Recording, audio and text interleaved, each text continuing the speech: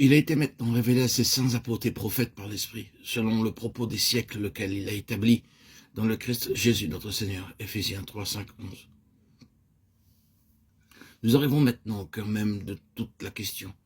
Il est nécessaire de répéter, premièrement, que l'apôtre Paul ne revendique pas l'exclusivité dans la révélation du mystère longtemps caché, tandis qu'il revendique assurément et positivement que ça lui fut révélé d'une manière spécifique et particulière, et que cette révélation a fait de lui un dispensateur particulier, et qu'il a été choisi et traité par le Seigneur d'une façon qui a spécialement trait à ce dessein.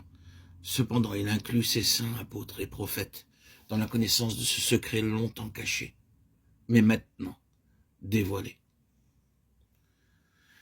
Il est évident que Paul avait une plus pleine compréhension et peut-être une intelligence unique de ce secret. Mais il n'est pas difficile de découvrir au moins des traces partielles de cette connaissance dans Pierre et Jean, comme cela était également vrai dans Étienne. Nous devons souligner que l'évangile de Paul n'était pas différent de celui prêché par les autres, et qu'assurément Paul n'avait pas deux évangiles, un concernant le salut et l'autre concernant le mystère. Combien souvent avons-nous entendu des chrétiens dire qu'ils étaient seulement intéressés par le simple évangile, l'évangile du salut, et qu'ils n'étaient pas intéressés par une vérité ou un enseignement plus profond. Paul aurait été à la fois surpris et peiné d'entendre de telles paroles, car son évangile était un. Il aurait dit que la révélation la plus pleine et la plus profonde est l'évangile.